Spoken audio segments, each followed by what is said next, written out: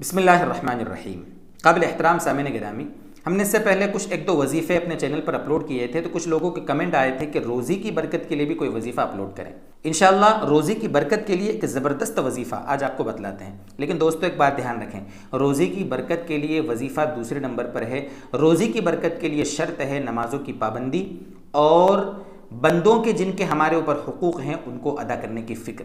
अगर हम नमाज की पाबंदी नहीं करेंगे और दूसरों के हुकूक जो हमारे ऊपर हैं उनमें अगर हम गड़बड़ करेंगे, लोगों का माल दबा के बैठ गए, कर्जा ले लिया, दे नहीं रहे हैं, नाजायज़ कब्ज़े करके बैठे हैं वगैरह वगैरह, यानी इस तरीके से एक तो लोगों के हुकूक हमारे ऊपर हैं तो वजीफ़े कितने कर लें फ़ायदा नहीं होना है। और नमाज़ों की पाबंदी, नमाज की पाबंदी और बंदों के जो हमारे ऊपर हुकूक हैं उनको अदा करने की फ़िक्र है। ये दो शर्तें अगर हम अदा करेंगे, उसके साथ साथ अगर ये वजीफ़ा अगर करेंगे तो इंशाअल्लाह इसका ज़बरदस्त फ़ायदा होगा, ज़बरदस्त फ़ायदा।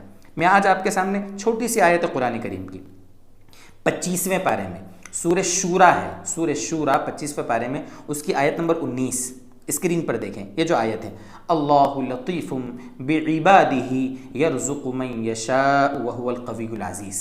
ये आयत आपके सामने जो स्क्रीन पर है, इस आयत को रोज़ाना अगर आपको सहूलत है तो 11 मरतबा, ठीक है, या हज़रत मुफ्ती शफ़ी साहब रहमतुल्लाह अलैह ने मारिफ़ुल कुरान जिल्द 7 सफ़ा नंबर 687 पर, जिल्द नंबर 7 यानी 7वीं जिल्द में बाकायदा इस आयत की तफसीर में लिखा है।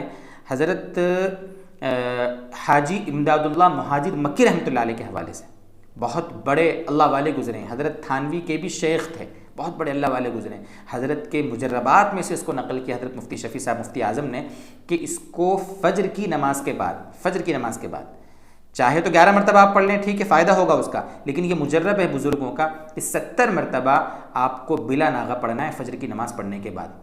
घर पे आके पढ़ लें या आप वहीं पर मस्जिद में ही अपनी जगह पर बैठे बैठे जहाँ पर आपने फ़ज्र की नमाज़ पढ़ी है वहीं पर बिला नागा पाबंदी के साथ इसको पढ़ें आप 70 मरतबा। 100 मरतबा पढ़ेंगे तो और फ़ायदा है, 70 मरतबा एतदाल वाला मसला है।